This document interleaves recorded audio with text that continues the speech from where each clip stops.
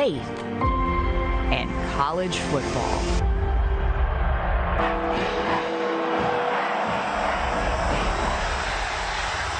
But on this night, the final showdown of the year moves to a new stage on America's newest cable news network. 40 days before the Iowa caucuses, millions of votes are still up for grabs. And 4 candidates are fighting for every last one of them. Who could catch fire and shock the political world? 2024 is do or die for us. We're not getting a mulligan on this.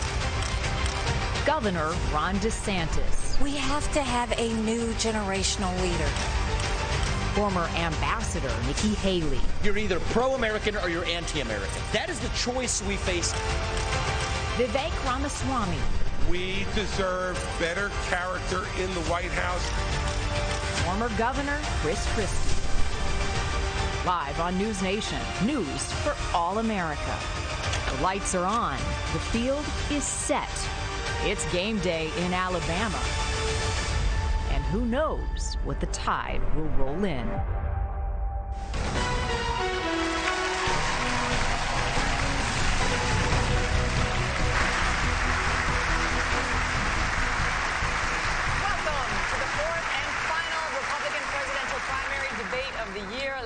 From the University of Alabama. I'm Megyn Kelly, host of the Megyn Kelly Show podcast on SiriusXM. I'm Eliana Johnson with the Washington Free Beacon. And I'm Elizabeth Vargas with News Nation, and we are live on News Nation and the CW. It is make or break time for the candidates on this stage right now, with the primary starting just weeks away. And we have a lot to cover over the next 2 hours. So let's begin with tonight's rules. Candidates will have 90 seconds to answer questions, 60 seconds to give a rebuttal at the moderator's discretion. You will all see the timing lights that will indicate when time is up and it's time to stop talking. And the time we have is critical over the next 2 hours, so we ask the audience to please keep your applause to a minimum. All right, with that, let's get started. On stage tonight, 4 candidates, all vying to become their party's nominee. And given the state of affairs in our political system right now, one of you might very well do it. Even many Democrats now admit that President Biden is a weak candidate, just as many Republicans acknowledge that former President Donald Trump's multiple legal troubles could imperil his quest for a second term, all of which means one of you could wind up the leader of the free world. Having said that, Mr. Trump is nearly 50 points ahead of all of you in the national polls, 29 points ahead in Iowa, where the GOP caucuses are less than 6 weeks away. And so, as Republicans get ready to vote on whether any of you might be preferable to Mr. Trump, we begin with the question of electability. Governor DeSantis, your campaign and its super PAC have spent the most money, had the most high net worth donors, and had a wave of momentum coming into this race after your big re-election win in Florida. You were seen by many as the candidate most likely to consolidate the non-Trump field. But here we are, a month out from the first real votes, and you haven't managed to do it. In fact, Nikki Haley is beating you in New Hampshire and South Carolina now, and closing in on you in Iowa, not to mention Trump, who is not only dominating in the early states, but is beating you in Florida by over 30 points. Is it fair to say, as Senator Tim Scott did when he dropped out, that voters are telling you, not no, but not now? So we have a great idea in America that the voters actually make these decisions, not pundits or pollsters. I'm sick of hearing about these polls, because I remember those polls in November of 2022. They said there was going to be a big red wave. It was going to be monumental, and that crashed and burned. The one place it didn't crash and burn was in the state of Florida. They weren't predicting that I would win the way I did, and I won the greatest Republican victory in the history of the state of Florida. I'm looking forward to Iowa and New Hampshire. The voters are going to be able to speak, and we're going to earn this nomination. And here's what we need. I am sick of Republicans who are not willing to stand up and fight back against what the left is doing to this country. You've got to be willing to stand strong, and you've got to be willing to beat these people. I'm the only one running for president that has beaten these people on issue after issue. We beat the teachers' unions when we did school choice. We beat Fauci on COVID. We beat George Soros when we removed 2 of his radical district attorneys. We beat the Democrats on election integrity. I have delivered results. That's what we need for this country. And you have other candidates up here like Nikki Haley. She caves anytime the left comes after her, anytime the media comes after her. I did a bill in Florida to stop the gender mutilation of minors. It's child abuse and it's wrong. She opposes that bill. She thinks it's fine and the law shouldn't get involved with it. If you're not willing to stand up for the kids, if you're not willing to stand up and say that it is wrong to mutilate these kids, then you're not going to fight for the people back home. I will fight for you and I will win for you. Ambassador Haley, you left government service in 2018 with just $100,000 in the bank. 5 years later, you're reportedly worth $8 million, thanks to lucrative corporate speeches and board memberships like you had with Boeing. Weeks ago, you met with Wall Street heavyweights, including leaders from JP Morgan, Goldman Sachs, and BlackRock. Several other billionaire investors are reportedly ready to endorse you, or recently have, all of which comes with expectations. Aren't you too tight with the banks and the billionaires to win over the GOP's working class base, which mostly wants to break the system, not elect someone beholden to it?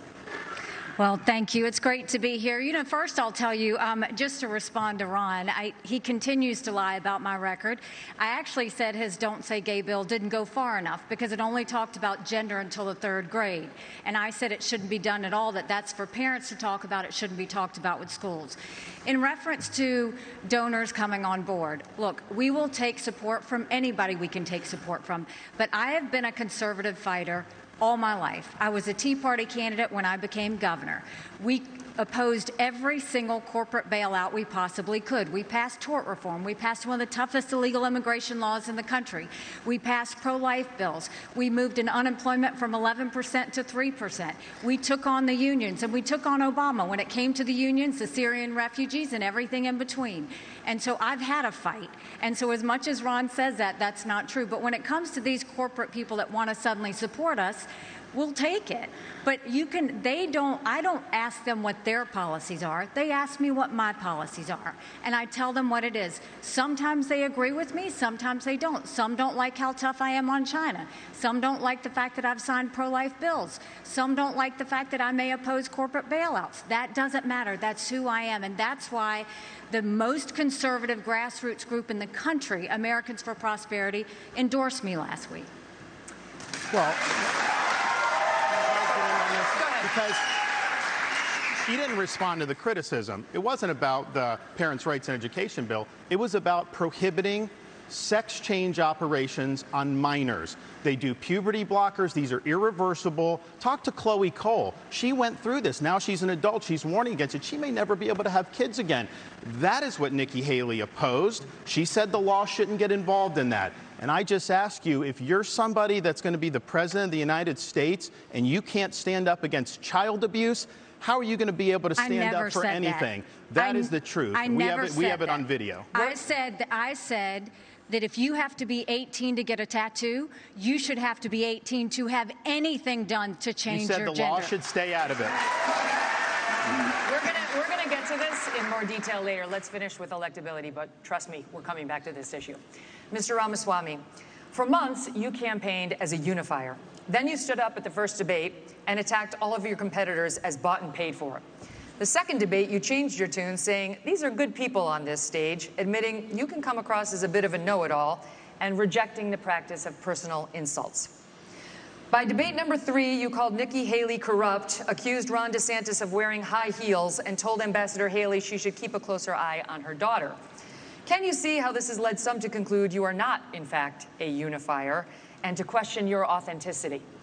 Megyn, I think there's a time and place for everything. We need somebody in the White House who absolutely is going to be a fighter when it counts. And I did say that there were some good people on that stage in that third debate. Doug Burgum was on that stage at that time, and I'll say that jokingly. Ron DeSantis is a good person, too. I want to go back, though, to Nikki Haley's comment from earlier that she is somehow not responding to the will of these donors. Nikki, you were bankrupt when you left the UN. After you left the UN, you became a military contractor. You actually started joining service on the board of Boeing, whose back you scratched for a very long time, and then gave foreign multinational speeches like Hillary Clinton is, and now you're a multimillionaire. That math does not add up. It adds up to the fact that you are corrupt. And when I said they were bought and paid for, I meant the Republican establishment, not the Democratic establishment. Now you have Reid Hoffman, the person who's effectively George Soros Jr., funding lawsuits across this country against Donald Trump to keep him off the ballot, funding left-wing causes. We discovered this week that he is one of Nikki Haley's largest supporters. Larry Fink, the king of the woke industrial complex, the ESG movement, the CEO of BlackRock, the most powerful company in the world, now supporting Nikki Haley. And to say that doesn't affect her is false, because it's after that meeting later that day that she says that every American needs to be doxxed by having their ID, their government-issued ID, tied to what they say on the internet. So I think that this is far more corrupt than I even imagined when I entered politics. But I will say this. It is going to take a leader from the outside, with fresh legs, from the next generation to unite this country. Not the broken politicians who are puppets of the puppet masters, but the actual people in this country. Thomas Jefferson was 33 when he wrote the Declaration of Independence. I think it's going to take somebody whose best days in life are still ahead to see a country whose best days are ahead of itself. And I think I can reach that next generation better than anybody else in this race. Thank you. Response. Megan. First of all, we weren't bankrupt when I left the UN. We're people of service. My husband is in the military, and I served our country as UN ambassador and governor. It may be bankrupt to him, but it certainly wasn't bankrupt to us. Secondly, I did serve on the board of Boeing. I did a lot of work with Boeing when I was governor. They were a great partner to me. I served for 10 months. And then when they decided after COVID that they wanted to go for a corporate bailout, I've never supported corporate bailout, so I respectfully stepped back and got off the board. I love Boeing. They build good commercial airplanes. They build airplanes for our Air Force. I am proud of them. They employ a lot of people in South Carolina. But that's why I left the Boeing board. There's nothing to what he's saying. And in terms of these donors that are supporting me, they're just jealous. They wish that they were supporting them. But I'm not going to sit there and deny Let me get the governor in, and then I'll go to the governor. And Vivek, he wrote a book talking about ESG and these woke corporations and BlackRock. The idea that I want to do that in Florida, they were managing our part of our pension, and then when they did the ESG, I took $2 billion away from BlackRock. We took action. This ESG, they call it environment, social governance, and again, Nikki is meeting with all these people. They want to use economic power to impose a left-wing agenda on this country. They want basically to change society without having to go through the constitutional process. We've kneecapped it in the state of Florida. The next president of the United States needs to be able to go to that office on day one and end ESG. And the fact of the matter is, we know from her history, Nikki will cave to those big donors when it counts. And that is not acceptable. I did write that book, Ron, and the irony is Nikki Haley was heaping praise on me when I wrote that book, but now I worry. I was warning about the woke industrial complex in this country as a warning. Apparently, she read it as a how-to manual, just like she reads George Orwell's books as well. And so I think that that's actually far more dangerous than, this is really important for people to understand. We're marching towards fascism under Biden. Jack Smith has subpoenaed every last retweet that someone has issued from Donald Trump in the year 2020. The only person more fascist than the Biden regime now is Nikki Haley, who thinks the government should identify every one of those individuals with an ID. That is not freedom. That is fascism. And she should come nowhere near the levers of power, let alone the White House. I've got to get to Governor Christie. I haven't forgotten about you, sir. No, but can I just say, can you speak? I really appreciate that. How you doing, sir? Good to see you. Can you please speak to the requirement that you said that every anonymous internet user needs to out themselves? They're both hitting you on it. I would be happy to, and I love all the attention, fellas. Thank you for that. I'll say this. What I said was that social media companies need to show us their algorithms. I also said there are millions of bots on social media right now. They're foreign, they're Chinese, they're Iranian. I will always fight for freedom of speech for Americans. We do not need freedom of speech for Russians and Iranians and Hamas. We need social media companies to go and fight back on all of these bots that are happening. That's what I said. As a mom, do I think that social media would be more civil if we went and had people's names next to that? Yes, I do think that, because I think we've got too much cyberbullying. I think we've got child pornography and all of those things. But having said that, I never said government should go and require anyone's name. That's false. She said, I want your name. She as President of the United States, her first day in office, she said, one of the first things I'm going to do, I said we were going to get the millions of bots. She wants government ID to dox every American. That's what she said. You can roll the tape. She said, I want your name. And that was going to be one of the first things she did in office. And then she got real serious blowback, and understandably so, because it'd be a massive expansion of government. We have anonymous speech. The Federalist Papers were written with anonymous writers. Jay, Madison, and Hamilton, they went under Publius. It's something that's important, and especially given how conservatives have been attacked and they've lost jobs and they've been canceled. You know the regime would use that to weaponize that against our own people. It was a bad idea, and she should own up to it.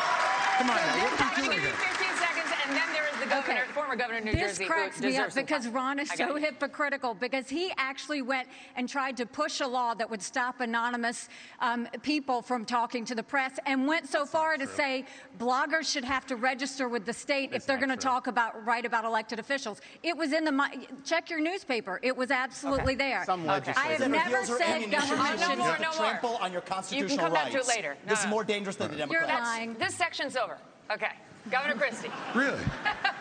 Just that I'm usually not somebody who gets missed, but okay, let's go. What's happening? Okay, I got you. Listen, you endorsed Donald Trump in 2016 and 2020. You gave him an A for his first term. Since then, however, you've turned on him, calling him a liar, a loser, a con man, and someone who cannot win.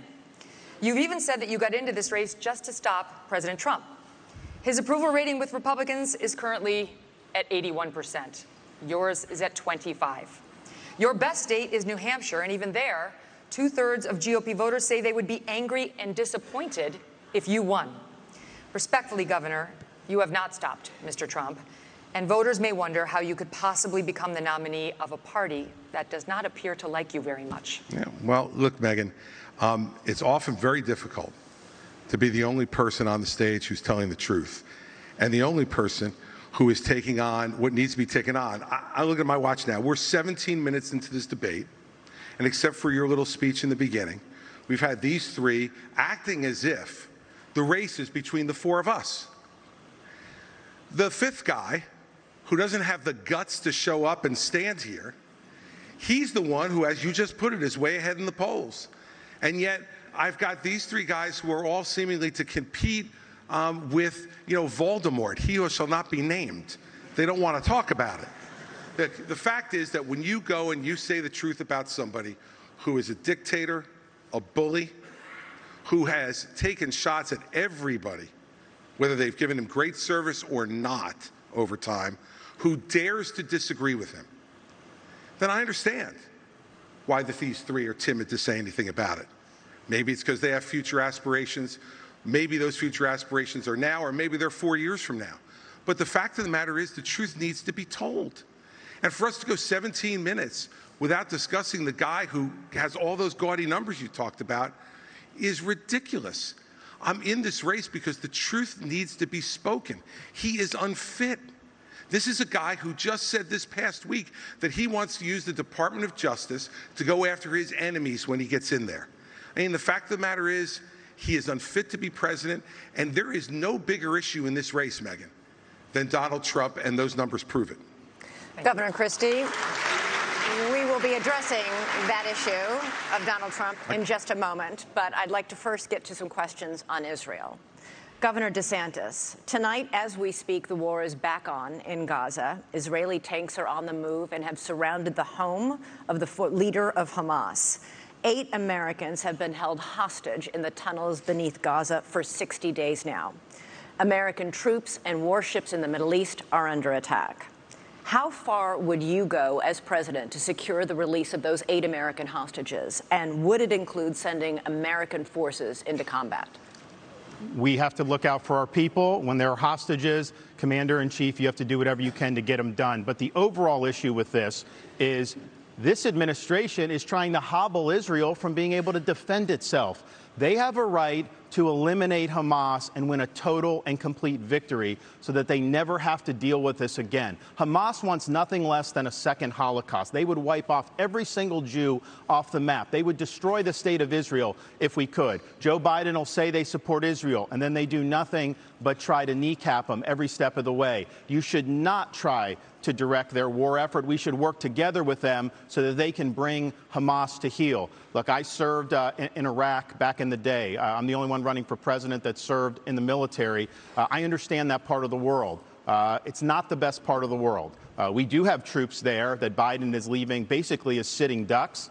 And you have the Iranians that are attacking these troops, and he's responding with basically pinpricks. If you harm an American service member, you're going to have hell to pay when I'm president. We are not going to let our troops be sitting ducks. We also need to look at what's the underlying problem here. Iran.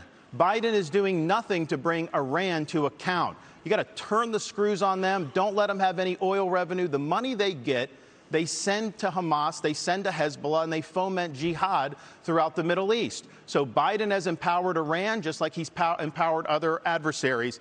We stand with Israel. They're our best ally in the Middle East. We have a unique relationship with them, and you will see a strong relationship when I'm the president of the United States. But would you send American troops? Elizabeth, look, this is the problem with the first three debates. Ron gets asked a question, and he doesn't answer it. Your question was very specific. You said, would you send American troops as commander-in-chief? And he went on to this minute and 30-second hosanna about his knowledge of the military and what we need to do, and didn't answer your question. Look, when you're president of the United States, you're not going to have a choice whether to answer that question or not. Your generals, your Secretary of Defense, your Secretary of State, your National Security Advisor are going to present plans to you. They're going to look at you and say, do we go or don't we, Mr. President? And you can't give a 90-second speech about your military service, as laudable as it is. So would you send American troops in to rescue those hostages? Absolutely. If they had a plan which showed me that we could get them out safely, you're damn right I'd send the American Army in there to get our people home and get them home now. And I'll answer that question directly. Thank you, Governor Christie. Mr. Ramaswamy, you have said it was irresponsible for Ambassador Haley to call Hamas's terrorist rampage an attack on America and for her to, quote, rabidly shout, finish them, end quote. The Hamas terror attack left dozens of Americans dead and was the deadliest attack on Jews since the Holocaust. Why wouldn't it be a good thing to finish Hamas? Finish them was purposefully vague in a discussion that included Iran, which is what I objected to. And I think it's, as U.S. president, you have to be responsible. What happened to Israel was dead wrong. What Hamas did was medieval. It was subhuman. It was immoral. And we have to call that out for what it is on October 7th. But to say that that was an attack on America fails a basic test. I mean, Nick, if you can't tell the difference between where Israel is and the U.S. is on a map, I can have my 3-year-old son show you the difference. That is irresponsible because it has major consequences, because that doesn't leave room for what actually is an attack on America. So I believe I have the strongest pro-Israel position actually on the stage, even though it's a little bit different than the standard GOP talking points. And it is this. The founding vision of Israel, David Ben-Gurion, the George Washington figure of Israel, what did he believe? He believed that we don't want, as Israel, to depend on the fleeting sympathies of the West and have our hands tied. I think Israel has an absolute right to defend itself to the fullest, without the U.S., the UN, or the EU, or anybody else second-guessing their decisions, as the Biden administration, guess what, is now starting to do. I think that's a more deeply pro-Israel position than anybody else, and it keeps the actual lines of accountability clear because it is a pro-American position. And as leader of the United States of America, just as a father of 2 sons, my sole moral duty is to my family. As your next president, my sole moral duty is to you, the people of this country. That's how I'm going to lead. So I'll tell Bibi, you smoke the terrorists on your southern border, you go ahead and we're rooting for you. We're going to smoke the terrorists on our own southern border, and that's how I'm going to lead this country. But Americans were killed in that attack. Americans were killed in that attack. And so if you looked at this terrorist attack and the number of Americans, this would be one of the top 10 terrorist attacks in American history. So our own people were killed in that attack. And I think it's absolutely appropriate to point that out and to say that we're in this together, and we are going to work with Israel so that these people are brought to justice. I agree with that. Ambassador Haley, I'm coming to you. Iran is on the threshold of becoming a nuclear state. The Wall Street Journal reported that Iranian military leaders gave the green light for Hamas's attack on Israel. You said in last month's debate that, by contrast to the Biden administration's approach to Iran, you would, quote, punch them once and punch them hard. Were you saying that it's time to bomb Iran? No, I was not saying it's time to bomb Iran, but I will tell you, I dealt with Iran every day when I was at the United Nations, and they only respond to strength. What they don't respond to is when you weaken the sanctions like they did on Iran that allowed China to send them billions to fill their proxies. What they don't respond to is when you give $6 billion for 5 hostages. That only makes them want more hostages. What they don't respond to is when they do 140 strikes on our men and women in Syria and Iraq, and we do nothing but just some small shots back. You've got to punch them, you've got to punch them hard, and let them know that. That's the only way they're going to respond. So the way you do that is you go after their infrastructure in Syria and Iraq where they're hitting our soldiers. That's what you do, and then that's when they'll back off. The problem is you have to see that all of these are related. If you look at the fact Russia was losing that war with Ukraine. Putin had hit rock bottom. They had raised the draft age to 65. He was getting drones and missiles, drones from Iran, missiles from North Korea. And so what happened? When he hit rock bottom, all of a sudden, his other friend, Iran, Hamas goes and invades Israel and butchers those people on Putin's birthday. There is no one happier right now than Putin because all of the attention America had on Ukraine suddenly went to Israel. And that's what they were hoping is going to happen. We need to make sure that we have full clarity that there is a reason, again, that Taiwanese want to help Ukrainians because they know if Ukraine wins, China won't invade Taiwan. There's a reason the Ukrainians want to help Israelis because they know that if Iran wins, Russia wins. These are all connected. But what wins all of that is a strong America, not a weak America. And that's what Joe Biden's given us. I want to say one thing about the tie to Ukraine, if I may. So foreign policy experience is not the same as foreign policy wisdom. I want everybody at home to note that I was the first person to say we need a reasonable peace deal in Ukraine. Now a lot of the neocons are quietly coming along to that position, with the exceptions of Nikki Haley and Joe Biden, who still support this, what I believe is pointless war in Ukraine. And I think those with foreign policy experience, one thing that Joe Biden and Nikki Haley have in common is that neither of them could even state for you 3 provinces in eastern Ukraine that they want to send our troops to actually fight for. Look at that.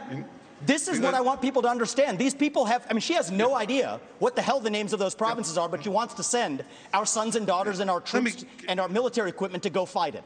So reject this myth that they've been selling you, that somebody had a cup of coffee stint at the UN and then makes $8 million after, has real foreign policy experience. It takes an outsider to see this through. Look at the blank expression. She doesn't know the names of the provinces that she wants to actually fight for. And there's her puppet masters right there. The donors right there that are playing her like the puppet masters. Hold on. Let me just say something here. You know, his reasonable peace deal in Ukraine, he made it clear. Give them all the land they've already stolen, promise Putin you'll never put Ukraine in Russia, and then trust Putin not to have a relationship with China. Let me tell you something. That's no reasonable. That's not my deal. That's not my deal, yes, Chris. it's exactly what you said. You do this at every debate. I'll tell you exactly what no, don't interrupt me. I didn't interrupt you. Okay? You say this. You do this. You do this at every debate. You go out on the stump and you say something. All of us see it on video. We confront you on the debate stage. You say you didn't say it, and then you back away. And I want to say what exactly what I said, Chris. I'm not done yet. Well, this is now look. This is nonsense. This man is spewing. This man is spewing nonsense. Let me tell you something. This is the 4th debate. The 4th debate that you would be voted in the first 20 minutes as the most obnoxious blowhard in America. So shut up for a little while. I'm going to respond to that. Chris, your version of We're going to let you respond to that. We're going to let you respond to that. I'll take that. Finish. I want to say something else. We're now 25 minutes into this debate, and he has insulted Nikki Haley's basic intelligence, not her positions, Her basic intelligence. She doesn't know regions. She wouldn't be able to find something on a map that his 3-year-old could find. Look, if you want to disagree on issues, that's fine. And Nikki and I disagree on some issues. But I'll tell you this, I've known her for 12 years, which is longer than he's even started to vote in a Republican primary. And while we disagree about some issues and we disagree about who should be president of the United States, what we don't disagree on is this is a smart, accomplished woman, and you should stop insulting her. So I'm going to take this, several times over. So first of all, I think we just learned something from Chris Christie. We learned three things. We learned three things right there. First of all, Chris Christie also doesn't know what provinces in eastern Ukraine he actually wants us to fight for. Chris, your version of foreign policy experience was closing a bridge from New Jersey to New York. Yeah. So do everybody a favor, just walk yourself off that stage, enjoy a nice meal, and get the hell out of this race. Let me tell you. When it comes to Nikki, I think if you're going to actually send your sons and daughters to go die in somebody else's war, you better, excuse me, Chris, I'm speaking, and I'm not done yet. I haven't heard the time when you aren't and we're going to be speaking. done. So listen up to this, is if these people want to send your sons and daughters to go die in Ukraine, they've been arguing for it for a year. $200 billion of our taxpayer money sent over. Neither of them could even name for you the provinces that they actually want to protect. And this is the people who have been touting their so-called foreign policy experience.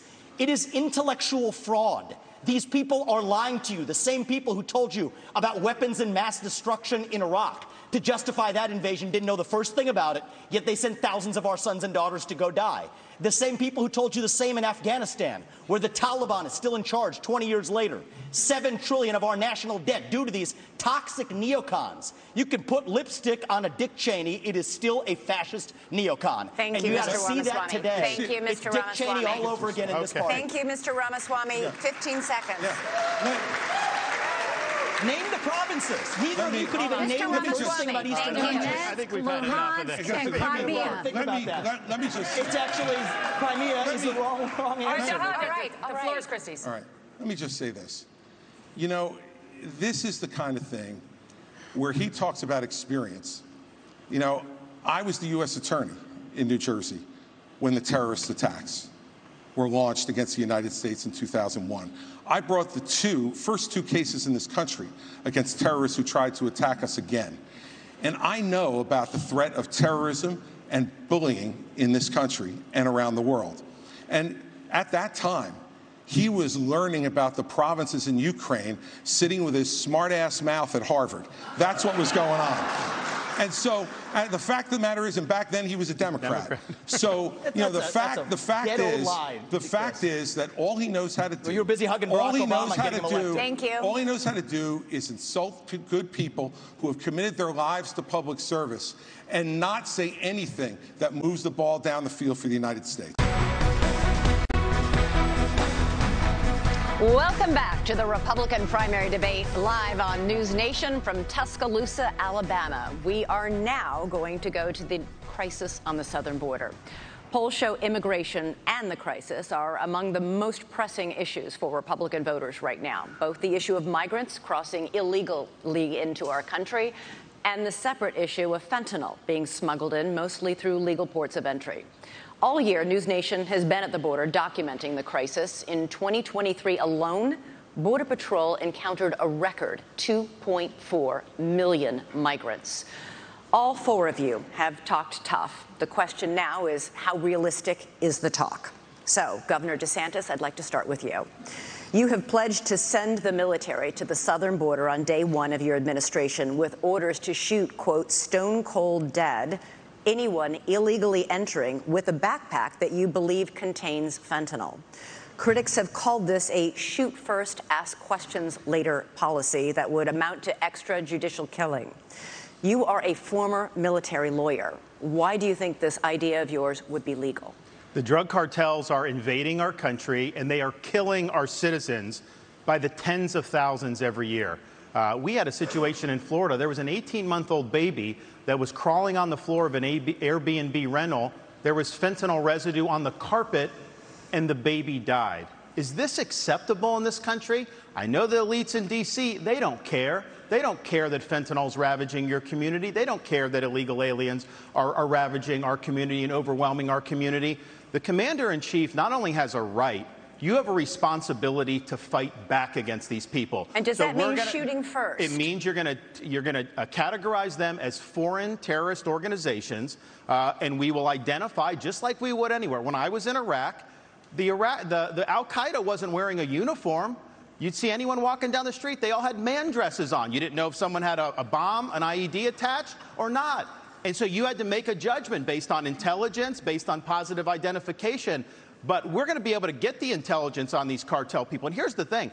If we had a wall across the southern border, which I support, this would not have happened. We need to build a wall across the southern border. I'll get it done, and Mexico is supposed to pay for it. Remember, here's how you do that. I'm going to have fees on remittances from foreign workers when they send the money back to foreign countries. We're going to tax it, and we're going to build a wall with that. So, yes, you should have had that. But we don't have it. I'm going to build it. But we have to lean in on this problem. I am not going to sit there and allow mothers to lose more kids because of fentanyl overdose. I am not going to sit there and let sex trafficking go unabated or human trafficking go unabated. There's going to be a new sheriff in town, and these drug cartels better buckle up. Thank you. Ambassador Haley, you have pledged to catch and deport all migrants who are here in this country illegally. But then you said in Londonderry, New Hampshire last month that you will not deport those who are working and paying taxes rather than feeding off the system. Which is it? So first of all, what I said is all of the 7 or 8 million illegals that have come under Biden's watch absolutely have to go back. We have to stop the incentive of what's bringing them over here in the first place. Biden just gave temporary protective status to 500,000 Venezuelans. That's 500,000 Social Security cards. That's 500,000 driver's licenses. And I know from my time at the United Nations, the first thing they do is pick up the phone and said, we came over, come on over. And that's what sends more.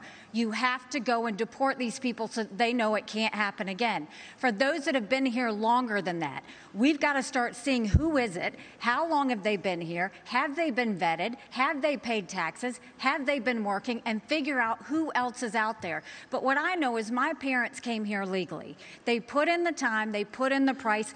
They are offended by those that are coming illegally. We can't let them skip the line. But when you talk about fentanyl like you did before, let's look at something else.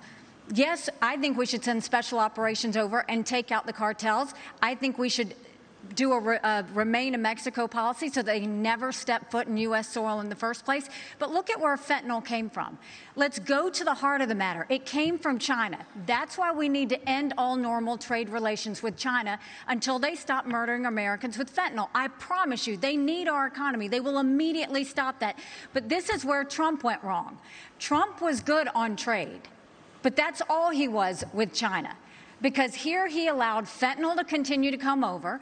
He continued to allow them to he would give them technology that would build up their military and hurt us. He allowed the Chinese infiltration for them to buy up farmland, to put money in our universities, and to continue to do things that were harmful for America. We now have a spy base in Cuba and police stations, and Trump didn't do anything about it. Thank you. China, though, I mean, listen, this is rich, because when she was governor of South Carolina, she was the #1 ranked governor of bringing the CCP into her state. She wrote a love letter to the Chinese ambassador saying how great a friend China is. You can look at it. We put it on our website, rondesantis.com. There's also a video of her as governor standing in front of a Chinese flag with a Chinese business saying that she now works for them, talking about this Chinese company. So she's been very weak on China. Now, here's the problem. The rhetoric is different, but her donors, these Wall Street liberal donors, they make money in China.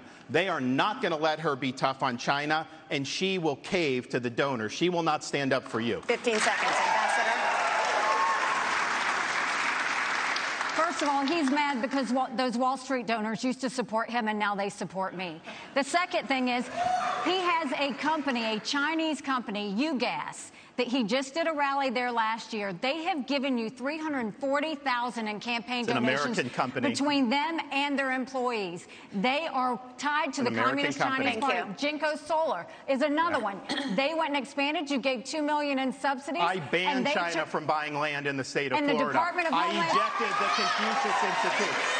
Nikki Haley brought Confucius Institutes to the universities in South Carolina. That is not true. I ejected them. So I have a record of standing up and do what's right. And here's the thing. You have a record of lying. She's trying to say things like that. Even the liberal media groups that usually if I say the sky is blue, they'll fact check me and say that's wrong. They looked at her charges. They said it was totally false, that they could not find one instance of me recruiting a Chinese business coming to Florida. You know why? Because we never recruited any Chinese businesses to the state of Florida. Thank you. Thank you. Mr. Ramaswamy, over the past year, fentanyl has killed more than 75,000 Americans, 1,000 of them right here in Alabama.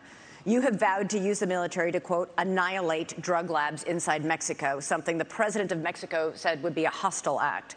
But fentanyl can easily be made anywhere, and labs that are shut down can easily and quickly be replaced. Are your tough enforcement policies offering false hope to a country racked by addiction? To the contrary, I don't think it's going to have to come to that if we deal with the actual demand side problem that we also have in this country. I mean, the easy part is talking about how we're going to use our military to secure the border. I will, and I believe that everybody else wants to do the same thing.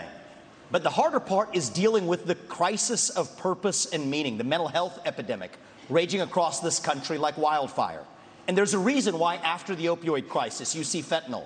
And even after we get fentanyl, and we are going to be sure to make sure we do it, this one is worse for many reasons. They're illegally lacing it into pharmaceuticals, so it's more dangerous. But we're deluding ourselves. The real false promise here is thinking that we're going to have dealt with that underlying mental health epidemic in this country by just dealing with the demand side of it. But I want to get back to this issue of the root cause, because a lot of these are coming from labs in Wuhan, China, of all places. Drug materials that are going to the Mexican drug cartels that they're pumping across that southern border like a modern opium war. I think it is going to take a U.S. president that's going to have a very different conversation with Xi Jinping than what Joe Biden just had in California. I will tell Xi Jinping, you will not only not buy land in this country or donate to universities in this country, U.S. businesses won't expand into the Chinese market until they're playing by the same set of rules. And the same country that's putting fentanyl into illegal pharmaceuticals in Mexico, it's no coincidence, is the exact same country that also unleashed hell on the world with the COVID-19 pandemic. We also have to hold them accountable with every financial lever that we have available. That is what it actually means to stand with a spine. And you mark my words, if we're willing to stand with the spine, China will absolutely have to fold because they're in a tougher spot than we are. And then we're back to playing by the same set of rules. Thank you, Mr. Ramaswamy. Thank you. Let's talk about the economy. Ambassador Haley, homeownership has always been part of the American dream, but it's increasingly out of reach for younger Americans. This year, mortgage rates reached 30-year highs. Home prices have risen $190,000 over the past decade.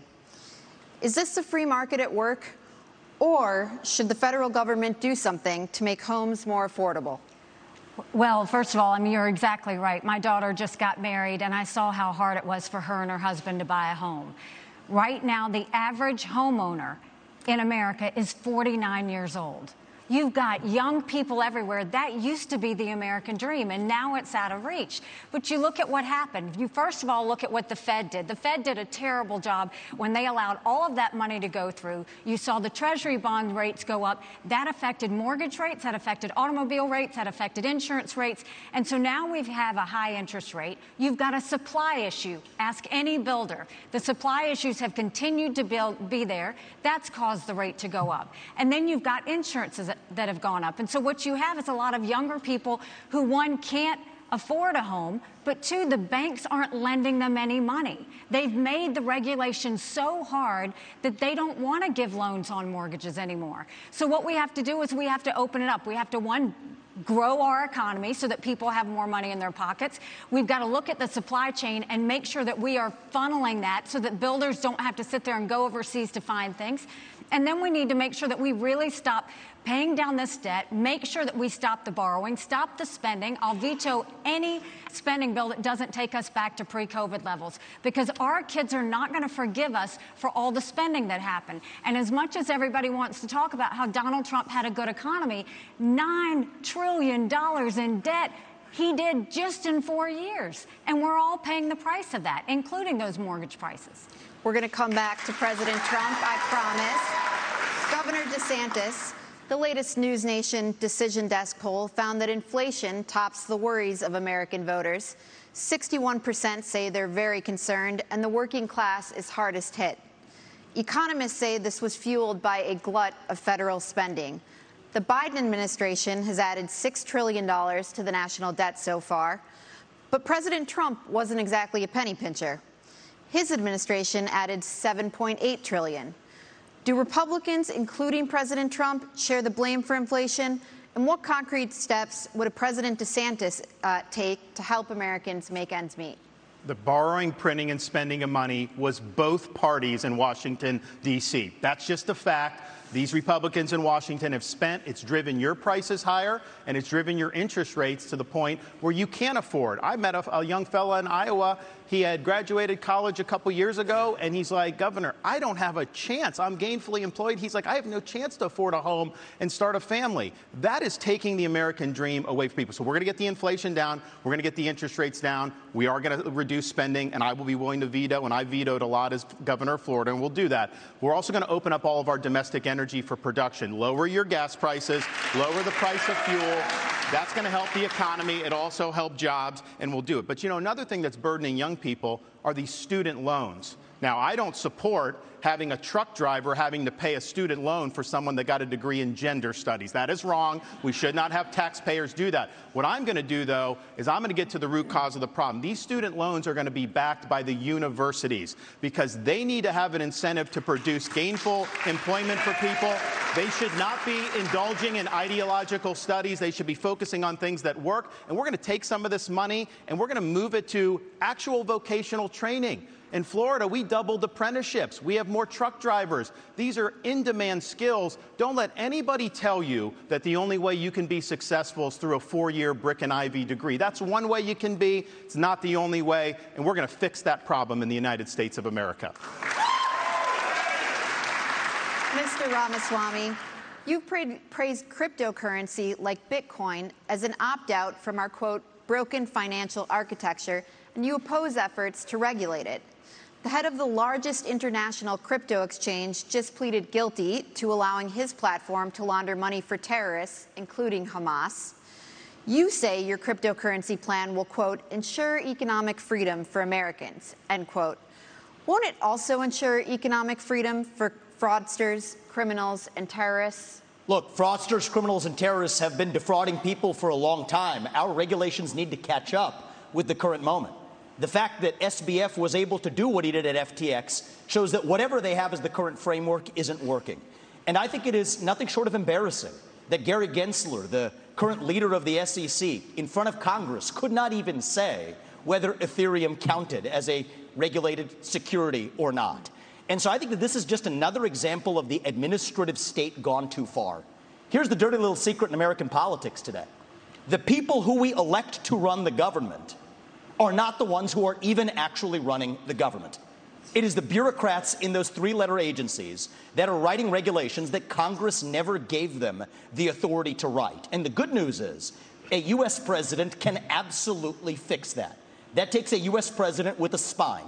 So what I've said is in my administration, by the end of year one, we will have a 75% reduction in the number of federal bureaucrats. We will shut down government agencies that should not exist. We will rescind any regulation that fails the test of West Virginia versus EPA, which is the most important Supreme Court case of our lifetime, that said if Congress didn't delegate that to an administrative agency, then it's unconstitutional. These are seismic changes. These are big changes that the next president can deliver without asking Congress for permission or for forgiveness. And I want people to understand that distinction, because people have been sold myths by politicians for a long time saying, I'm going to work with Congress to do this or that. Much of what you've heard on the stage from the other politicians fit that description. They need Congress. The things that I'm promising you, This is what the leader of the executive branch gets to do under Article 2 of the Constitution. Thank you, sir. Cut down the bureaucracy. That's how we grow our economy and put the Federal Reserve in its place. This is part of the crypto discussion. No. 90% Mr. headcount reduction at the Fed. You're out of time. 15 seconds, Governor DeSantis. So one of the dangers that we're going to face, Biden wants, is a central bank digital currency. They want to get rid of cash, crypto. They want to force you to do that. They'll take away your privacy. They will absolutely regulate your purchases. On day one as president, we take the idea of central bank digital currency and we throw it in the trash can. It'll be dead on arrival. I agree with that. Gotta get a break.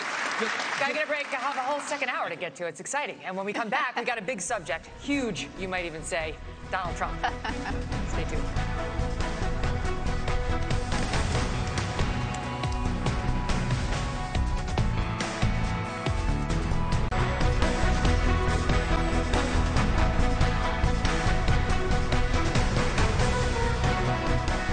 Welcome back, everyone. So you've all spent a lot of time criticizing each other on this stage, as Governor Christie pointed out, and less so for most of you on the front runner in this race, Donald Trump. We invited him to come tonight, as you know, but he declined to come. But we'd like to ask you a couple questions about him now. Ambassador Haley, former President Trump recently promised, if he's reelected, to bring back and expand his program restricting immigration from Muslim countries. Here he is in Iowa on October 16th.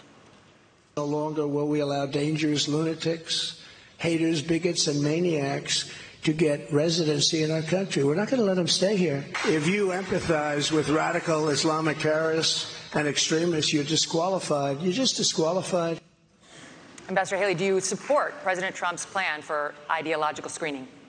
Well, I don't think that you have a straight-up Muslim ban as much as you look at the countries that have terrorist activity that want to hurt Americans. You can ban those people from those countries. That's the way we should look at it, is which countries are a threat to us. You look at what came across the southern border. What worries me the most are those that came from Iran, from Yemen, from Lebanon, those areas where they say death to America. That's where you want to be careful. It's not about a religion. It's about a fact that certain countries are dangerous and are threats to us. A president has one job, and that's to keep Americans safe. And that's what we've got to do, is make sure that we have good national security in that process. And that's the way you should look at it, is where the terrorist threats are, how we're going to deal with it, and what we're doing about it. And the biggest threat we have right now is communist China. But you have to also look at what Iran and Russia are doing as well. And we need to be paying attention to that. That's why we have to focus on things like cyber, on space, on artificial intelligence, and not just the regular things that we've always focused on. It's not just terrorism, though. That's important. But look what's happened in Europe. You have more anti-Semitism in Germany than at any time since Adolf Hitler. Why? Because they imported mass numbers of people who reject their culture. Europe is committing suicide with the mass migration, and it's illegal and legal. Nikki Haley said the other day there should be no limits on legal immigration, and that corporate CEOs should set the policy on that. There needs to be limits on immigration, and we should not be importing people from cultures that are hostile. So, for example, I said with the Gaza, you had some of the squad wanted to import 300,000 people from the Gaza Strip. I said, no, we're not taking anyone from Gaza because of the anti-Semitism and because they reject American culture. So we've got to get smart about this. We cannot let the United States be like Europe. So there's an overhanging fruit here, if I may just hit this point, because it relates to what they just said. There are things that the government can do right now that nobody's talking about amongst the professional politicians in this race. What about all of the illegals who are already here? Here's the answer. There's 287G in the law. That is a provision that already allows ICE agents to deputize or allow local law enforcement to enforce those ICE warrants. And it shocks me that nobody in the Republican Party is talking about it, because there are 1 million then officials, law enforcement officials in this country. And against that backdrop, we absolutely have the ability to deport anybody who's in this country illegally. Thank you, Mr. Ramaswamy. We need to be talking about it more in this country. Thank you. Governor Christie. I actually did that as governor of South Carolina. Governor Christie asked last night in Iowa whether he would be a dictator if he wins a second term in office. Donald Trump quipped, no, quote, except for day one, promising to seal the southern border. He has also pledged to begin the largest deportation operation in American history, saying that migrants are, quote, poisoning the blood of our country. He has pledged to round up and expel an estimated 11 million undocumented immigrants in the United States. What do you make of that plan? I think it's completely predictable. I mean, look, he's made it very clear. There's no mystery to what he wants to do. He started off his campaign by saying, I am your retribution. 8 years ago, he said, I am your voice. This is an angry, bitter man who now wants to be back as president because he wants to exact retribution on anyone who has disagreed with him, anyone who has tried to hold him to account for his own conduct.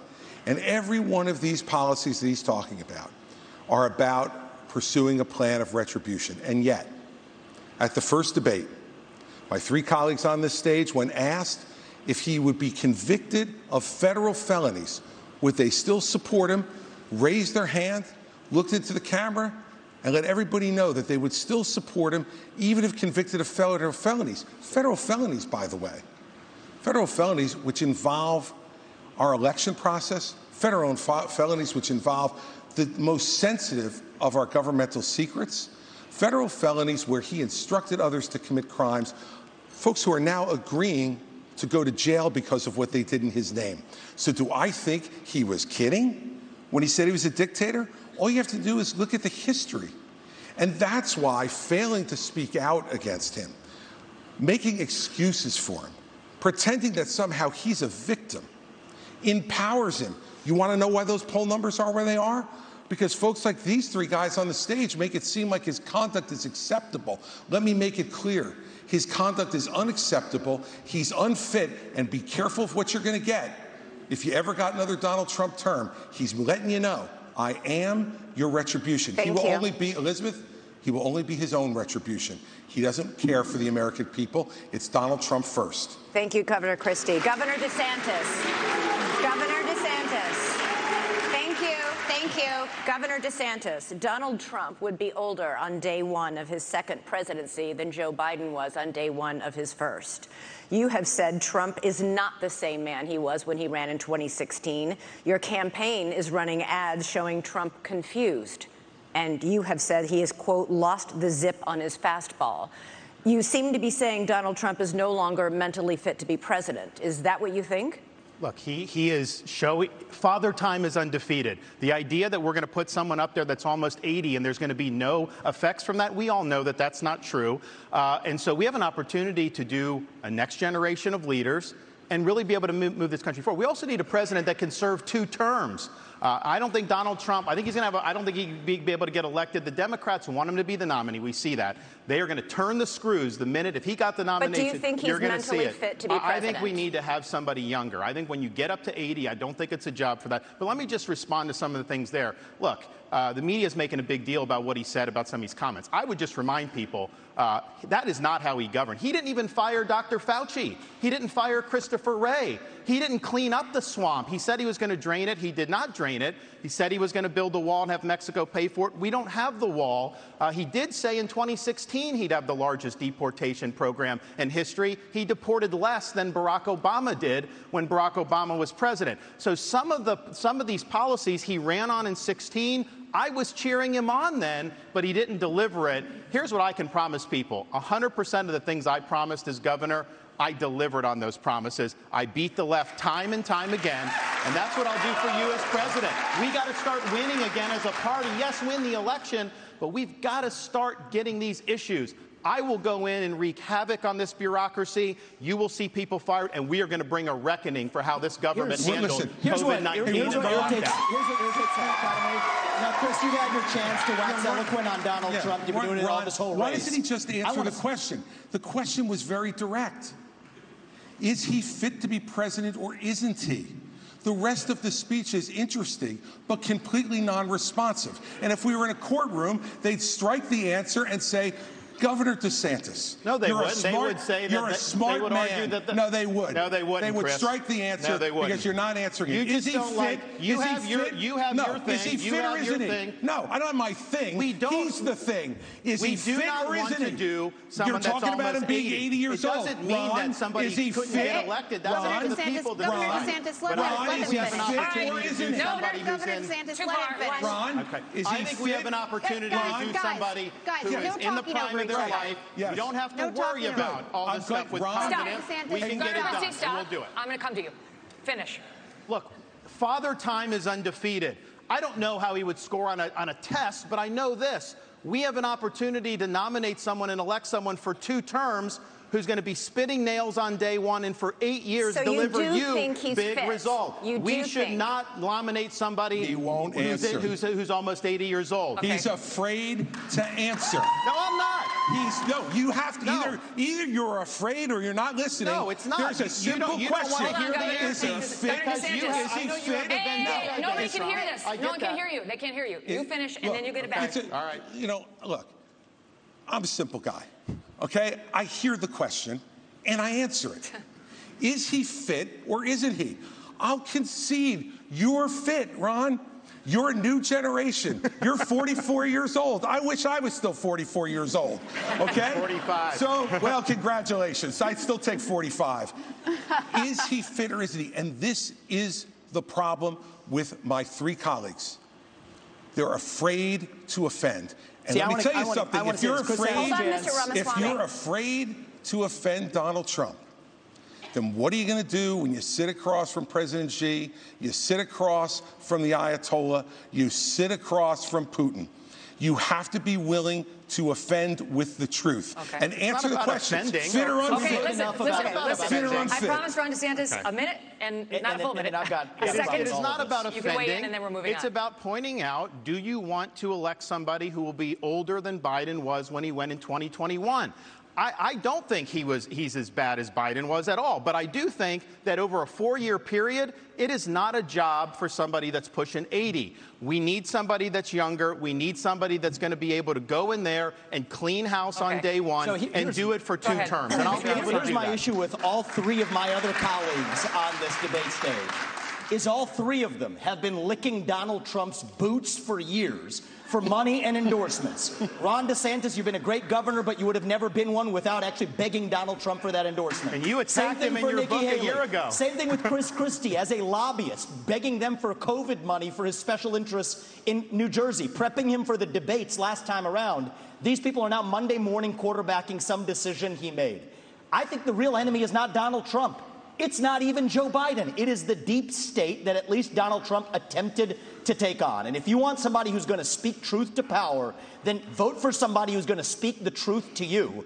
Why am I the only person on this stage, at least, who can say that January 6th now does look like it was an inside job? That the government lied to us for 20 years about Saudi Arabia's involvement in 9/11?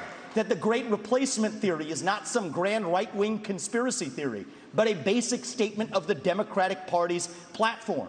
That the 2020 election was indeed stolen by big tech? That the 2016 election, the one that Trump won for sure, was also one that was stolen from him by the national security establishment that actually put up the Trump-Russia collusion hoax that they knew was false? There's a reason why I'm the only person on the stage who can say these things. That's what it's going to take, not people who are licking his boots one time and now Monday morning quarterbacking him and criticizing him when it's convenient. Governor Christie. You do not favor a ban on trans medical treatments for minors, saying it's a parental rights issue. The surgeries done on minors involve cutting off body parts at a time when these kids cannot even legally smoke a cigarette.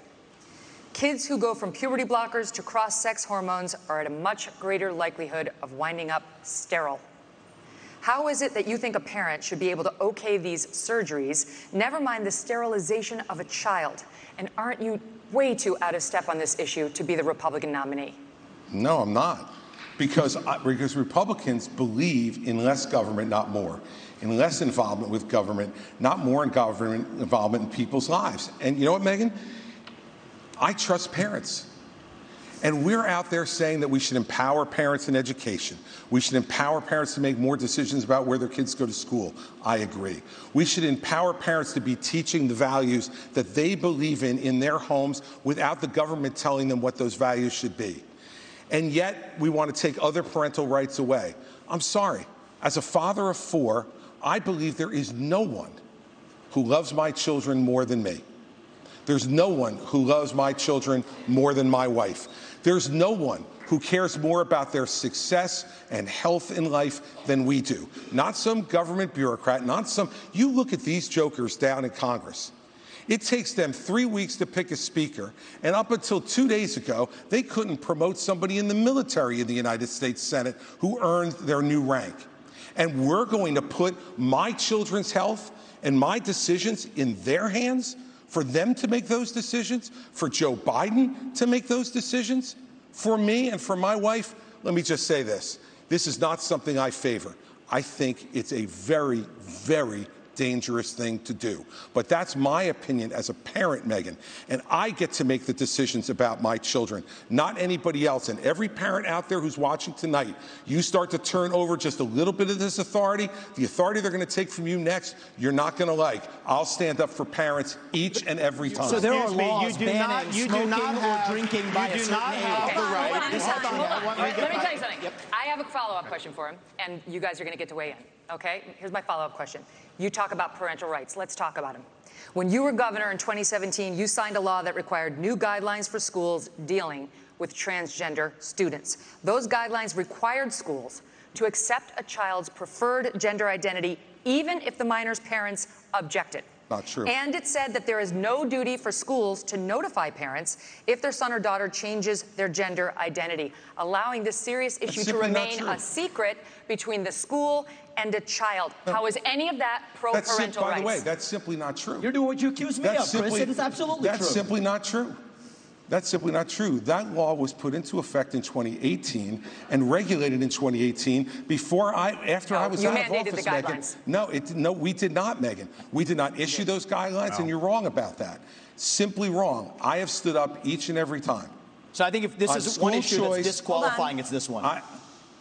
I stood up every single time for parents to be able to make the decisions for their minor children. But parents... Every single time, parents should make those decisions. And by the way, you know what? Every once in a while, parents are going to make decisions that we disagree with. But the minute you start to take those rights away from parents, you don't know that slippery slope, what rights are going to be taken away next, and what's going to be focused on you. As a parent, you do not have the right to abuse your kids. This is cutting off their genitals. This is mutilating these minors. These are irreversible procedures, and this is something that other countries in Europe, like Sweden, once they started doing it, they saw it did incalculable damage. They've shut it down. I signed legislation in Florida banning the mutilation of minors because it is wrong. We cannot allow this to happen in this country. And I know Chris disagrees with me, and I think he has an honest position. Nikki disagrees with me. She opposes the bill that we did to ban that. She said the law shouldn't get involved with it. You said the law shouldn't get involved with it. She also, though, I think, and this flows from what she did as governor of South Carolina, they had a bill to try to say that men shouldn't go into girls' bathrooms. And she killed that bill, and she bragged that she killed that bill. Even to this day, she bragged that. I don't think men should be going into little girls' bathrooms. I think it's wrong, and I think we have every right to protect them from that. I am going to come to you. I promise to have seconds. Go quickly. I think the North Star here is transgenderism is a mental health disorder. We don't let you smoke a cigarette by the age of 18. We don't let you have an addictive drink of alcohol by the age of 21. And I just challenge Ron DeSantis to go one step further and support what I think is clearly within the authority to do, using federal funds just like Reagan did in '84 for the Highway Act that said the minimum drinking age needs to be 21. We can do the same thing when it comes to banning genital mutilation or chemical castration. Okay. I know Ron's been unclear about that on the federal Haley. level. I'm crystal clear. That's where I stand. Got it. That's a mental health disorder. That's where we need to be at. Go ahead. So first of all, Ron has continued to lie because he's losing. No, it's not a lie. You are lying. You said it on tape. So first of all, I will say that when I was governor, 10 years ago, when the bathroom situation came up, we had maybe a handful of kids that were dealing with an issue. And I said, we don't need to bring government into this, but boys go into boys' bathrooms, girls go into girls' bathrooms, and if anyone else has an issue, they use a private bathroom. Now, 10 years later, we see that this issue has exploded. And this shows how hypocritical Ron continues to be. When he was running for governor and they asked him about that, he said he didn't think bathroom bills were a good use of his time. You can go look that up. I signed a bathroom bill in Florida, so that's obviously not true.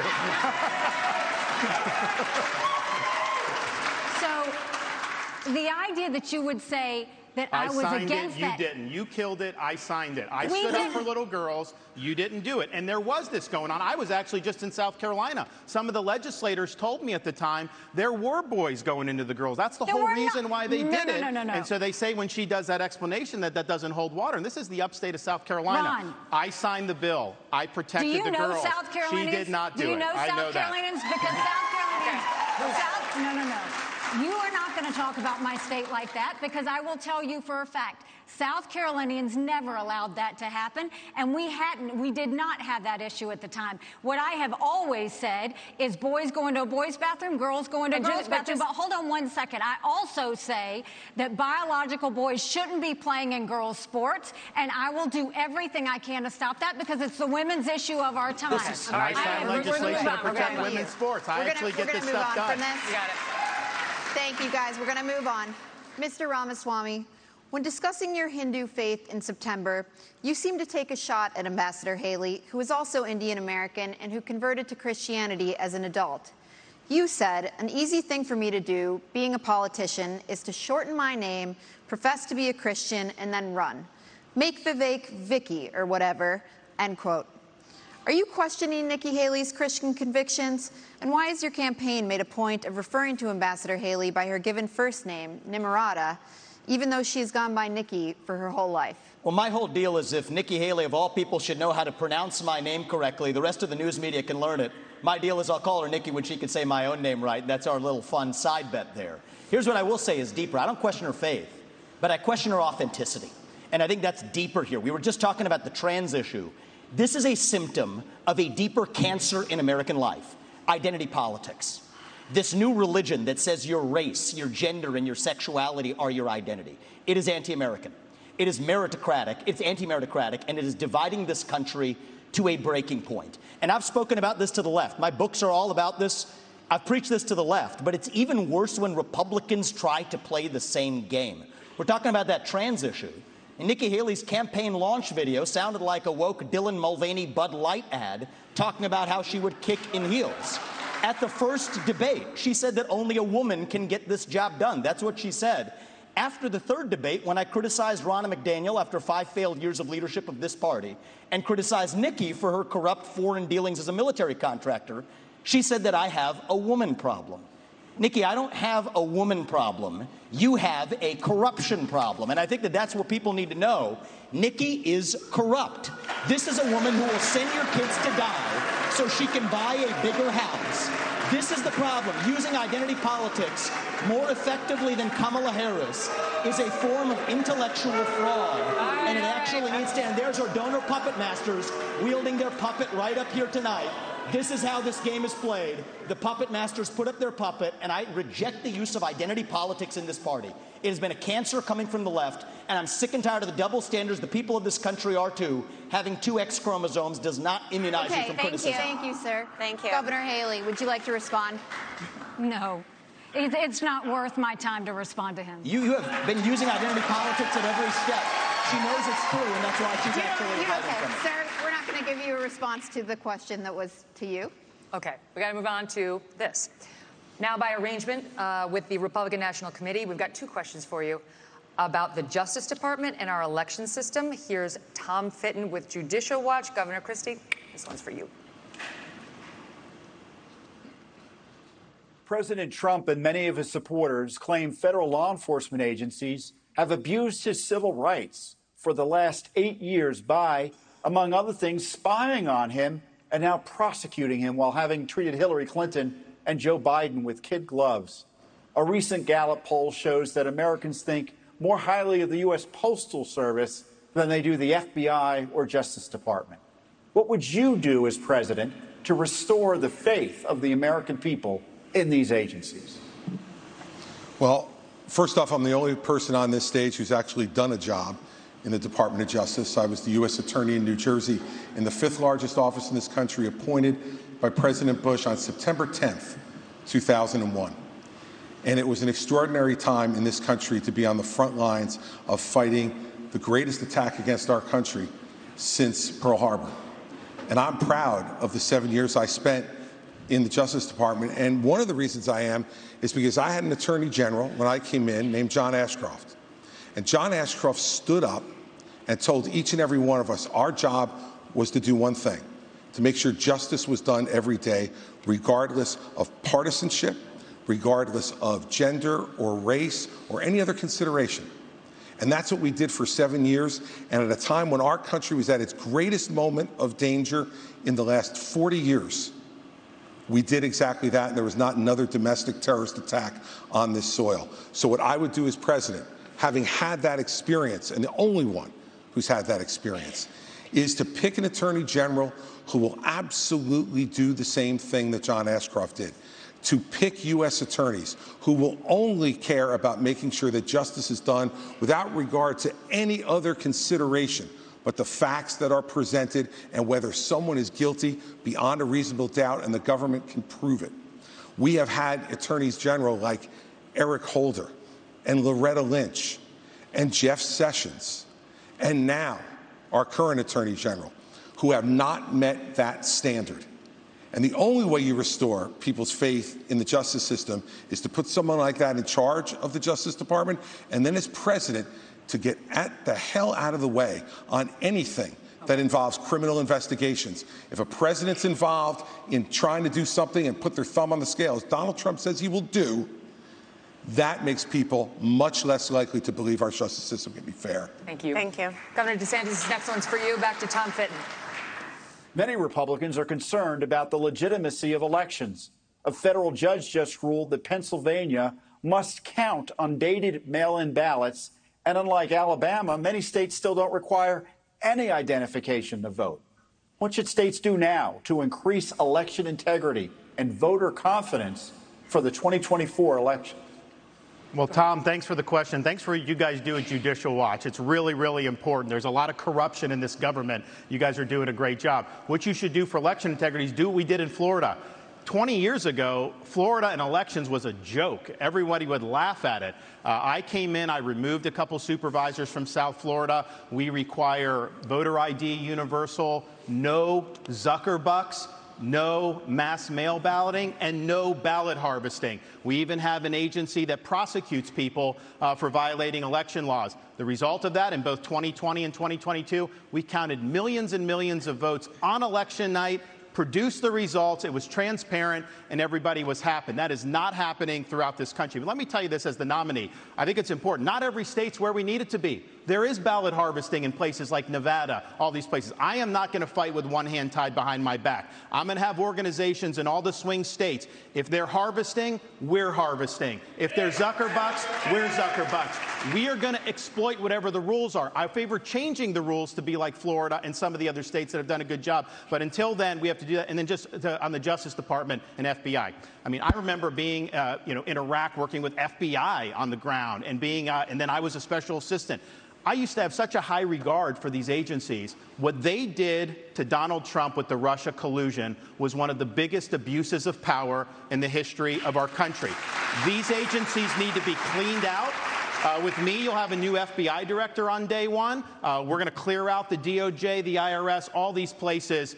Buckle your seatbelts. There's going to be a new sheriff in town. Thank you. All right, we got to do a quick break. We're going to come back in 1 minute. China up next.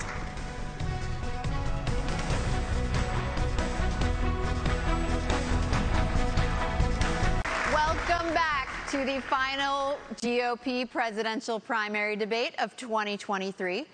We're going to talk about our college campuses, starting with you, Ambassador Haley. House Republicans yesterday hauled elite university presidents up to Capitol Hill to answer for the displays of anti-Semitism on college campuses. These leaders, including the president of Harvard, were asked whether calling for the genocide of the Jews would violate school policies against harassment and intimidation. All of them said it would depend on the context, including whether that speech veers into conduct. How do you think these schools and the rest of society should balance the imperative of free speech against the need to prevent radical activists from harassing and intimidating others? It was disgusting to see what happened. You know, if this had been the KKK that was doing protests on those campuses, every one of those college presidents would have been up in arms. This is just as bad. The idea that they would go and allow that kind of pro-Hamas protest or agree with the genocide of Jews and try and say that they needed context on that, there is no context to that. This is what we need to do to deal with it. First of all, we have got to get foreign money out of our universities. You've got Arab money, you've got Chinese money, you've got others. We need to go to every university and say, you either take foreign money or you take American money, but the days of taking both are over. The second thing we need to do is Biden made a mistake not including anti-Zionism in the definition of anti-Semitism. If you don't think that Israel has a right to exist, that is anti-Semitic. We will change the definition so that every government, every school has to acknowledge the definition for what it is. The third thing is we really do need to ban TikTok once and for all. And let me tell you why. For every 30 minutes that someone watches TikTok every day, they become 17% more anti-Semitic, more pro-Hamas based on doing that. We now know that 50% of adults 18 to 25 think that Hamas was warranted in what they did with Israel. That's a problem. When campuses also don't go and protect when they have these rallies and you've got students that are scared, we need to go to these universities and say, if you're not going to protect these students, if you're not going to acknowledge anti-Semitism, we'll take your tax-exempt status away. That'll fix it, and that'll take care of it for good. Staying with you, Ambassador Haley. On October 6th, the Israeli government thought it had a clear-eyed view of the threat from Hamas. In fact, according to the New York Times, it even had Hamas's attack plan and dismissed it as an aspiration. The Israelis were wrong. In our country, the FBI director told the Senate panel just yesterday that he sees, quote, blinking red lights everywhere, and that the threat level has, quote, gone to a whole nother level since October 7th. Which of the threats facing our country do you worry could blindside us? What worries me and what keeps me up at night is what happens between now and Election Day while Joe Biden's in office. That's what worries me more than anything else. But I'll tell you that America right now is acting like it's September 10th.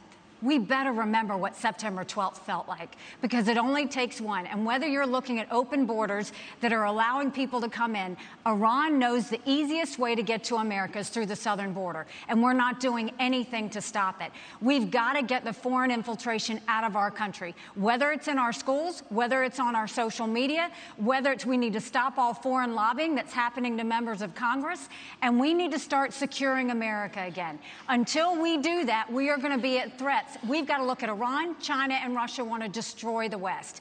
We have to start acting strong again. We've got to start protecting Americans. Right now, Americans don't feel protected, and we're not doing anything to strengthen it. So Joe Biden continues to be a problem. That'll change on Election Day. Governor DeSantis, if China invades Taiwan, would you send American troops, as President Biden has said he would do? We will be able to deter that from happening. I think that's the important thing. We need a strategy of denial so that we're deterring Xi's ambitions. What if it doesn't work? It's going to work. Taiwan's an ally. We have longstanding American policy, and you know how that's done, and we will follow that. But here's the thing. Taiwan is important not just because of semiconductors. It's important because if China is able to break out of this first island chain, they're going to be able to dominate commerce in the entire Indo-Pacific. They will use that to export authoritarianism all around the world, including here in the United States. You look at some of these guys, actually some of them that are supporting Nikki on Wall Street, they grovel to China. Anytime something happens, they got to go do that. So they already exert a huge amount of authority over this country. it will get a lot worse. So deterring China's ambitions is the #1 national security task that I will do as president, and we will succeed. The 21st century needs to be an American century. We cannot let it be a Chinese century. Mr. Ramaswamy, I think we need to be clear. I'll be clear on the same issue, if I may. I'm coming to you next on Taiwan. You said if you want to stop Xi from invading Taiwan, quote, let's open a branch of the NRA in Taiwan and put an AR-15 in the hands of every family and train them how to use it. That will give Xi a taste of American exceptionalism, end quote. The National Police in Taiwan announced a zero-gun policy last year. Is this a serious policy proposal? And if it isn't, why do you keep repeating it? Well, it's part of a broader deterrence strategy. And so I think I'm going to respectfully disagree with Ron here. I think the next U.S. president needs to be crystal clear that, at least for the foreseeable future, the U.S. will absolutely defend Taiwan. And it is with that clarity that we actually achieve deterrence. But I have a broader strategy than that. We need to get on side in our relationship with India, take it to the next level. India has to be able to block the Andaman Sea, which is where China gets most of its Middle Eastern oil supplies. That's critical. I also do believe the Second Amendment is a critical way of preventing foreign autocrats from being able to. It's worked in America. Why wouldn't it work in Taiwan? So it is part of a broader strategy. But I do think that we need to be specific about our deterrence strategy, or else Xi Jinping is just encroaching by the day. And the reason why we're not doing it for China, I want to be crystal clear, is because we're scared. Why are we scared? Because we depend on them for our modern way of life. Why do we depend on them for our modern way of life? It's because Nikki Haley's latest friends like Larry Fink have created commingled economies with BlackRock telling Exxon and Chevron they can't drill here, while being a shareholder of PetroChina, not applying those same constraints in China. So it is our economic dependence on China that makes us scared. If that were a Russian spy balloon, we'd have shot it down in an instant. If that were a Russian spy base in Cuba, we'd be actually going hard on them instead of turning the other way as we are with China. So it comes back down to that economic dependence. We cannot depend on them for our pharmaceuticals, our semiconductors, and people have been lied to for a long time. Our own military, the F-35 jets that we make in this country, depend on China, and it's going to take an outsider to fix that broken establishment. Thank you, Mr. Ramaswamy. Ambassador Haley, would you like to respond?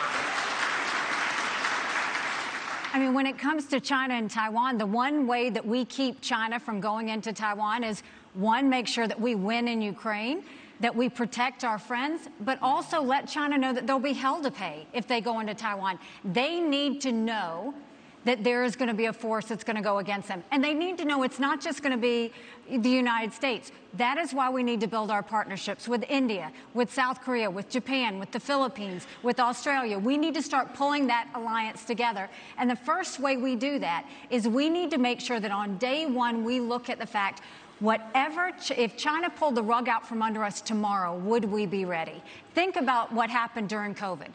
Everybody told you to wear a mask. They were made in China. Everybody told you to take a COVID test. They were made in China. Everybody went and, I mean, everything that happened, if you go to the drugstore, all those medicines are made in China. We have to make sure that we are not relying on China for anything related to our national security, which means let's start focusing on doing deals with our friends now. Thank you, Ambassador. Governor Christie, I'd like you to weigh in on that. And do you think arming every family in Taiwan with an AR-15 is a plausible policy? You know, I don't think we have constitutional authority over Taiwan to give them a Second Amendment. I think they can only do that for themselves. But look, I want to be really clear. Once again, I want to play the role of actually answering your question, which is if China went after Taiwan, you're absolutely right. I would, as president, have us go militarily and defend them. Secondly, I'm not afraid, based upon those economic relationships, to do that, because these economic relationships mean nothing. Nothing. If what's going to happen is that China is going to come and act in that region of the world however they see fit. It's not right. And I'll say this about what I heard from Nikki earlier. She said that Donald Trump was good on trade. He wasn't. And the proof that he wasn't good on trade with China is that all he did was impose tariffs, which raised the prices for every American. You want to know what has contributed to inflation in this country? Yes, it's more government spending. Yes, it's the fact that we're printing too much money. Absolutely. But it is also the increase in prices that were driven by Donald Trump's tariffs. And one last thing. You can't say he was good on trade because he didn't change one Chinese policy in the process. He failed on it. Thank you, Governor Christie. Governor DeSantis, switching subjects here. For 15 years, Republicans have been burned by politicians' promises to repeal Obamacare. Trump repeatedly promised to replace it with, quote, something terrific, but failed to propose anything. You're now promising something better. But Florida has more uninsured people than almost any other state. Why should Americans trust you more than any other Republicans who've disappointed them on this issue?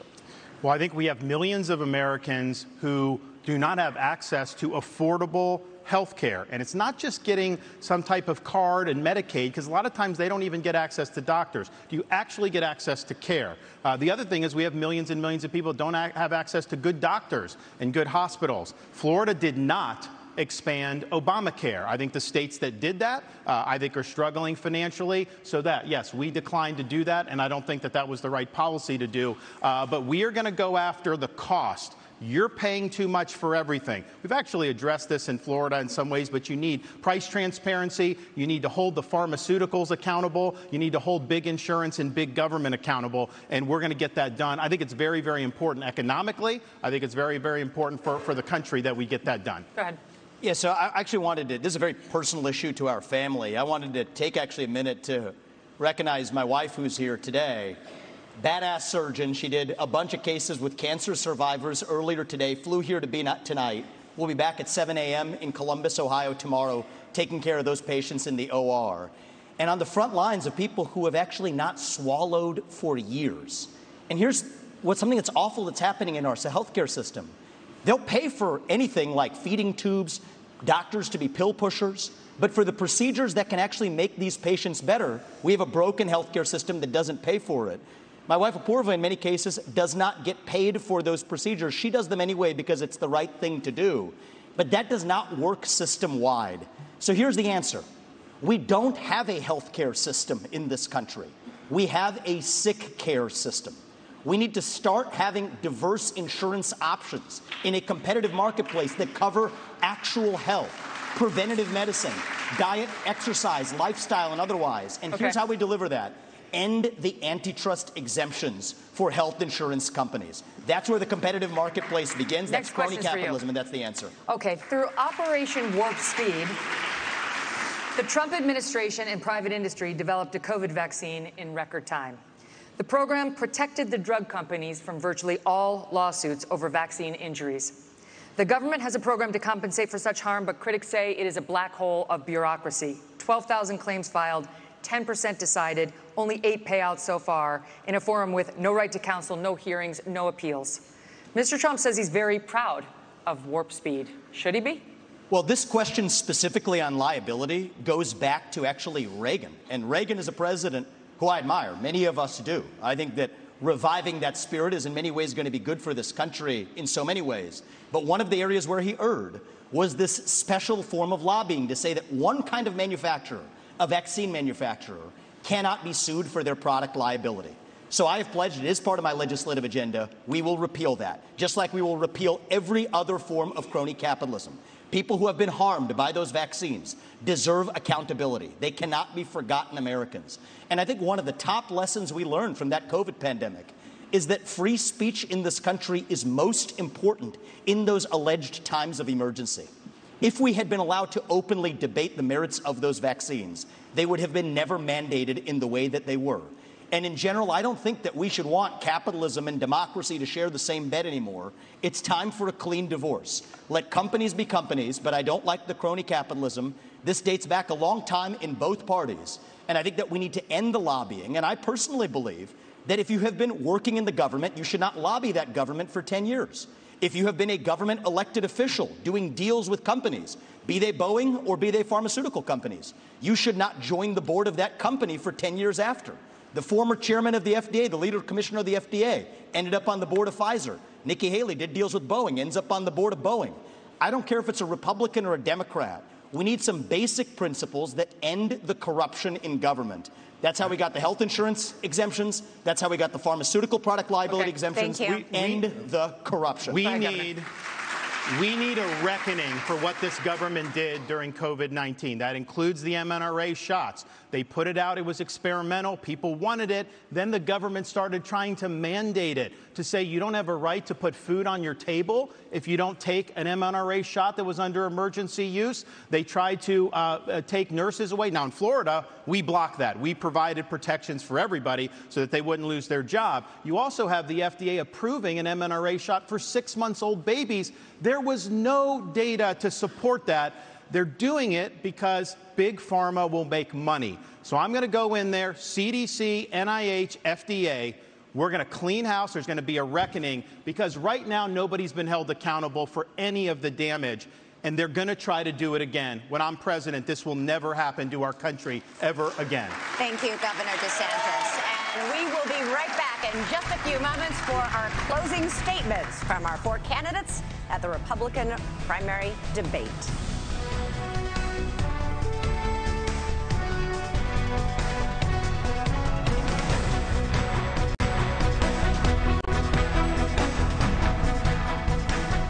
Welcome back to the News Nation Republican primary debate here in Tuscaloosa, Alabama.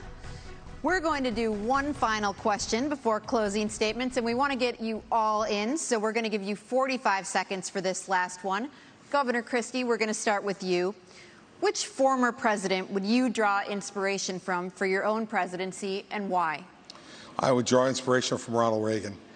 In the last year, I've spent a lot of time writing a book about President Reagan that's going to be called What Would Reagan Do? That book's going to come out early in 2024. And what I learned more than anything else was that Ronald Reagan was a slave to the truth. Ronald Reagan stood up for the truth, whether it was popular or unpopular at the moment. In 1964, he stood up against the John Birch Society when it was very unpopular to the party to do it, but he would not put up with our party standing for lies and deceit, even if it gave him political progress. That's the kind of president that I will be, and I would draw that inspiration from the 40th president of the United States, Ronald Reagan. Ambassador Haley. Well, I have to say, too, I think George Washington, when you look at the responsibilities he had of how do you go and take on this great American experiment and make sure that the people are protected. And they always knew that government was intended to secure the rights and freedoms of the people. It was never meant to be all things to all people. And then you look at Abraham Lincoln, and you look at the challenges, and you look at the division that happened in our country, and the ability to lead in spite of the loud noises and say, what will bring out the best in people to get us to go forward is always something that's important. And I think we need that now more than ever. Governor DeSantis. Reagan, Washington, Lincoln, excellent. One of the guys I'll take inspiration from is Calvin Coolidge. Now, people don't talk about him a lot. He's one of the few presidents that got almost everything right. He understood the proper role of the federal government under the Constitution. We need to restore the U.S. Constitution as the centerpiece of our national life. And that requires a president who understands the original understanding of the Constitution, who has a good sense of the Bill of Rights, and who knows how we've gone off track with this massive fourth branch of government, this administrative state, which is imposing its will on us and is being weaponized against us. So Silent Cal knew the proper role of the federal government. The country was in great shape when he was president of the United States, and we can learn an awful lot from Calvin Coolidge. Over to you, Mr. Ramaswamy, to conclude our history lesson. Sure. Well, I will say Ron picked a president who was born on July 4th. I'll pick one who died on July 4th. It's Thomas Jefferson. He was 33 years old when he wrote the Declaration of Independence. And you all are sitting on a swivel chair today. He invented the swivel chair while he was at it, while writing that Declaration of Independence. That's that founding spirit that we miss, that we're the pioneers. We're the explorers, the guy who sent them out on the Lewis and Clark expeditions. And I think a lot about what would Thomas Jefferson say to today's Republican Party. And I think one thing he'd remind us of, we haven't talked about it as much tonight, but I think it is one of the interesting ideological discussions we're having in our party is freedom of speech. You get to express your mind freely, no matter how heinous the opinion. Thomas Jefferson understood that. All right. He's an inspiration for me. Thank you, Mr. Ramaswamy. And believe it or not, it's time for closing statements. Governor Christie, would you like to begin? Sure. Thank you. I want you all to kind of picture in your minds Election Day. You'll all be heading to the polls to vote, and that's something that Donald Trump will not be able to do. because he will be convicted of felonies before then, and his right to vote will be taken away. You know, look, here's the bottom line. You can boo about it all you like and continue to deny reality. But if we deny reality as a party, we're going to have 4 more years of Joe Biden. When my colleagues here raised their hands and said they would support him even if he was a convicted felon, the bigger problem with it is they were confirming the lies he's told to the American people. If you're too timid to take on Trump, believe me, others will see that timidity. Xi, Putin and the Ayatollah, the border crossers on the southern border, and the criminals in our streets. They'll sense that timidity and they'll take advantage of that failure of leadership. We need to get back to an old American idea that every person is responsible for their own conduct, even a president. I'll be the kind of president who has the humility that knows that you work for the people. It's not the other way around. I will earn your trust. I want to earn your vote. Thank you, Governor Christie. Mr. Ramaswamy? I'll use this to just address a topic we didn't talk about tonight, but I think is one of the most important topics that needs to be discussed. That is this climate change agenda that is shackling this country like a set of handcuffs. I said it at the first debate, and I stand by it. The climate change agenda is a hoax because it has nothing to do with the climate. That's what we have to see. 98% reduction in the climate disaster-related deaths in the last century.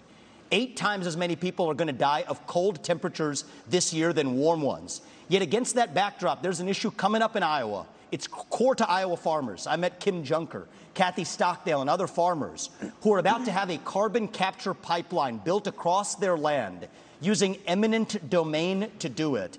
That's unconstitutional and it's wrong. And if you thought COVID was bad, what's coming with this climate agenda is far worse. We should not be bending the knee to this new religion. That is what it is. It is a substitute for a modern religion. We are flogging ourselves and losing our modern way of life, bowing to this new god of climate, and that will end on my watch. Thank you, it's the most critical issue Haley. that's coming up. Thank you. Thank you very much. Our country is in chaos. We see it on the southern border. We see it on our streets in our cities. We see it on college campuses. We feel it with our economy, with inflation and with debt. And we feel it around the world with wars in Europe and within the Middle East. We have to stop the chaos, but you can't defeat Democrat chaos with Republican chaos. And that's what Donald Trump gives us. My approach is different. No drama, no vendettas, no whining. I envision an America where we're protected from illegal immigration and Chinese infiltration. I envision an America where we unleash our economy and we reject socialism.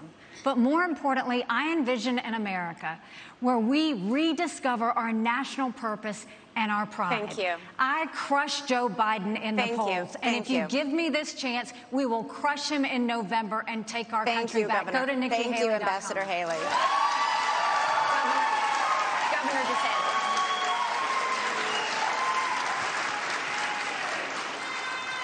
We are in jeopardy of being the first generation of Americans to leave to our kids and grandkids an America less prosperous and less free than the one we inherited. I refuse to sit idly by and let that happen. But we got to have people that are going to be willing to fight the people that are doing this to us. You can't be these establishment Republicans that just cave at the first sign of opposition. I'll fight for you. We also need to win again as a party. Yes, win the election, which we've struggled to do, but also win on these big issues. And nobody has defeated these people more than what I have done in the state of Florida on issue after issue. We have won, and we have won big, and that's what we'll do for you. We also need leadership. Leadership is not about doing what's easy. It's about being willing to set out that vision, knowing they're going to shoot arrows at you. They're going to come at you. I will fight the good fight. I will keep the faith, and I will finish the race. Thank you, and God bless you. Thank you, all of you. Thanks to all of you. Thanks for watching. Thank you, guys.